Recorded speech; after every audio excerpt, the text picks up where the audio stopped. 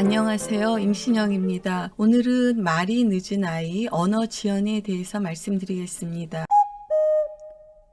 아동의 발달 지연 중에서 언어 지연이 가장 흔한 지연입니다. 아동의 발달은 운동 발달, 인지 발달, 사회성 발달, 그리고 언어 발달로 나눌 수 있습니다. 운동 발달에 장애가 발생하는 가장 대표적인 질환이 뇌성마비라고 할 수 있습니다. 인지 발달에 지연이 있는 경우에 대표적인 질환이 지적장애입니다. 사회성 발달에 이상이 생기는 경우에 자폐 스펙트럼 장애 등이 해당이 됩니다. 언어 지연은 가장 흔한 지연으로 다른 발달 영향을 받습니다. 언어는 기본적으로 인지 기능이기 때문에 아동의 인지가 얼마나 잘 유지가 되어 있느냐, 그리고 언어는 다른 사람과의 대화이기 때문에 사회성의 발달이 잘 유지가 되어 있느냐가 언어 발달에 영향을 줍니다. 예를 들면 지적장애가 있는 아동이라든지 자폐 스펙트럼 장애가 있는 아동들은 언어 치료를 하더라도 언어 치료에 대한 반응이 좋지 않은 경우들이 있습니다. 언어 지원을 주소로 내원하는 경우에는 어린이집이나 유치원에서 언어 지연이 있어서 아기가 생활하는데 불편함이 있으니 진료를 받아보세요 라고 의뢰되는 경우들이 있고, 또 하나는 영유아 검진 시 어머니가 체크하는 상황에서 언어 지연이 있어서 심화 검사를 위해서 병원에 오시는 경우들이 있습니다. 발달은 또래 아이들에 비해서 6개월 이상 지연이 있는 경우에 심한 지연이 있다고 이야기합니다. 아이들은 돌 전후에서 엄마 아빠 등의 단어를 시작하지만 18개월은 되어야 언어 지연이 있는지를 판단할 수 있습니다. 18개월에 본인이 사용할 수 있는 단어가 10개 미만이면 늦다고 판단할 수 있습니다. 우리나라 애들은 24개월이 되면 단어가 약 200개 정도 나오고 36개월이 되면 단어가 400개 나옵니다. 48개월이 되면 단어가 900개 나오고 만 6세가 되면 어른의 약 90% 정도의 언어 능력을 갖게 됩니다. 초등학교 5학년이 되면 언어는 어른과 같은 수준이 됩니다. 내용이 아이들의 내용이라는 것을 제외하고 문법이나 기본적인 단어 등의 습득은 완벽합니다. 언어 지연 자체가 아동들의 스트레스원이 되는 경우가 종종 있습니다.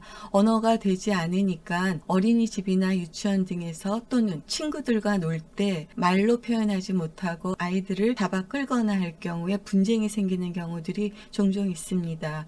그리고 만 24개월 이후에 놀이가 중요한데 놀이에서 언어의 역할이 큽니다. 언어 지연이 있어서 놀이에 참여하지 못하는 아동들도 있고 친구를 사귀는 데 어려운 점들이 있습니다. 분쟁이 생기고 놀이에 참여하지 못하는 것들은 아이들의 하나의 스트레스원이 될 수 있습니다. 따라서 언어가 6개월 이상 지연이 되는 경우에 조기 언어 치료가 추천됩니다.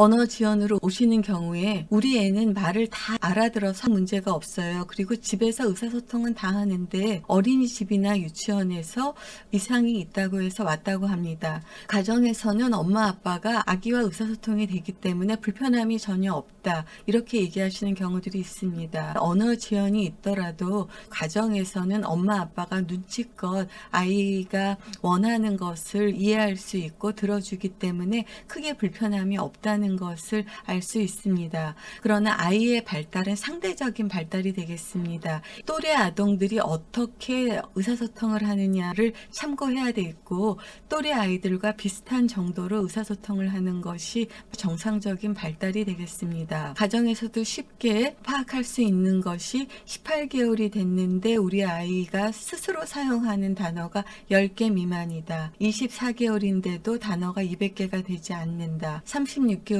됐는데 스스로 말하는 것이 400개 정도가 되지 않는다. 이런 경우에는 언어 발달 지연이 있을 수 있다는 것을 참고하시고, 특히 어린이집이나 유치원 선생님들이 언어 지연에 대한 진료를 받아보라고 이야기했을 때는 확인해 보시는 것이 안전하겠습니다.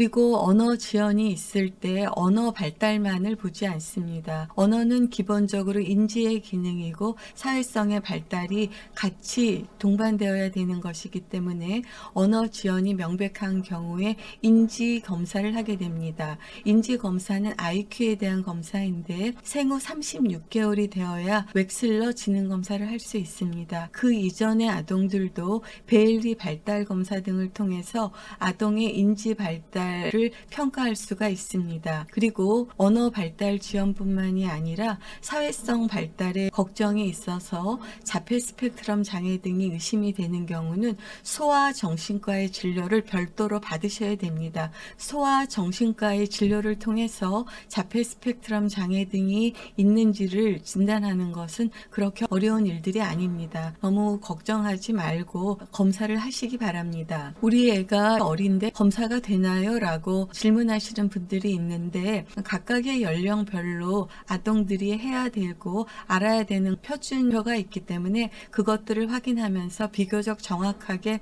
검사할 수 있습니다. 협조가 전혀 안 되는 아동들은 정확한 검사가 어렵지만 다른 뾰족한 수가 있는 것도 아닙니다. 아기가 협조가 전혀 안 돼서 관찰을 통해서 검사가 할 수 없는 경우에는 차선책으로 부모님의 인터뷰를 통해서 검사를 하게 됩니다. 그리고 많은 검사는 아기가 할 수 있는지 없는지를 보는 검사가 아닙니다. 집에서 할 수 있다고 하더라도 또래의 아동들이 할 수 있는 제한된 시간 안에 검사를 진행하지 못하면 점수를 따지 못합니다. 시험 때도 집에서 잘 풀던 검사인데도 시험 당시에 틀리면 틀리는 것과 비슷하다고 할 수 있습니다. 아동이 할 수 있고 없는 것을 보는 것이 아니라 제한된 시간 안에 얼마나 잘 하는지를 보는 것이 발달 검사의 본질이 되겠습니다. 언어 지연이 있는 경우에는 언어에 대한 이해도, 표현력, 그리고 발음 등을 검사하게 되겠습니다. 발음이 심하게 문제가 되는 경우에 구강 구조나 혀의 이상이 있으면 그것들을 해결을 해 줘야지 발음이 좋아질 수 있습니다. 이러한 구조적인 이상이 있는데도 그냥 두고 언어 치료를 통해서 발음의 호전을 원한다는 것은 가능하지가 않습니다. 그리고 지적장애가 있는 아동들에서 거의 대부분 언어 지연이 있는데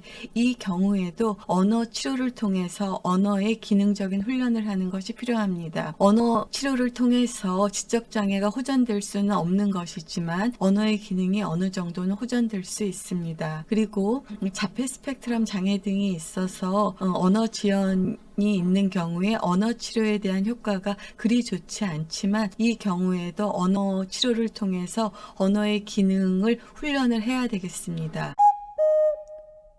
언어 치료에 대해서 가족 내에서도 의견이 다른 경우들이 있습니다. 얼마 전에 오신 가정도 아빠가 언어 치료하는 것을 반대한다고 하는 것입니다. 어머니가 생각하기에는 언어 지연이 있어서 언어 치료를 받았으면 좋은데 아빠가 반대해서 또는 시댁에서 반대해서 걱정이다라고 말씀하시는 분들이 있습니다. 언어 치료는 어머니 혼자의 의지로 하기에는 쉽지 않은 경우입니다. 가정이 같은 의견으로 서로 도와가면서 해도 어려운 경우들이 있어서 언어 치료가 필요한 경우에는 가족끼리 잘 의논하셔서 언어 치료를 시작하시면 되겠습니다. 언어 치료는 최소한 6개월이나 1년 정도는 언어 치료를 꾸준히 필요로 하는 경우들이 있어서 가족 간의 협조를 필요로 하는 치료입니다.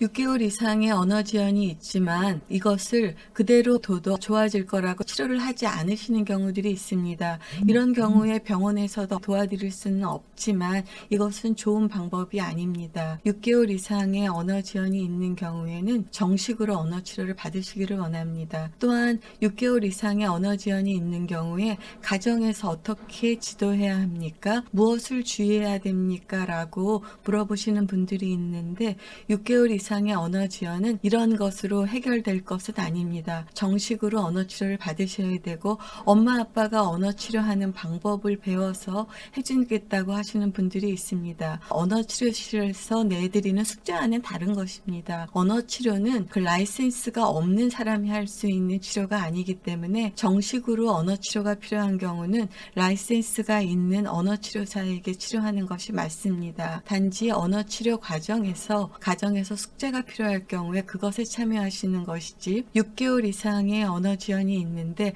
언어 치료를 어떻게 할지도 모르는 엄마 아빠가 하고 싶습니다라고 말씀하시는 거는 추천되지 않습니다. 그러한 정황을 이해할 수는 있습니다. 직장의 일들로 바쁜 경우라서 그런 경우가 있고 또 이런저런 여러 가지 이유가 있을 때이지만 언어 치료가 필요한 경우에 언어 치료 없이 해결되기는 어렵습니다. 오늘은 언어 지연에 대해서 알아보았습니다. 6개월 이상의 언어 지연이 있을 경우에 언어 지연 자체가 아이들에게 스트레스원이 될 수 있습니다. 너의 언어 지연인데 스스로 알아서 해야지, 또는 6개월 이상 언어 지연이 있어도 그대로 좋아지겠지라고 방치하는 것은 추천되지 않습니다. 언어 치료는 엄마 아빠가 하실 수 있는 치료가 아닙니다. 정식으로 라이센스가 있는 언어 치료실에서 언어 치료를 받으셔야 되겠습니다. 언어 지연이 있을 때 인지의 발달은 잘 되고 있는지, 자폐 스펙트럼 장애 등이 없는지를 확인하는 것이 꼭 필요합니다. 여러분, 경청해 주셔서 감사합니다.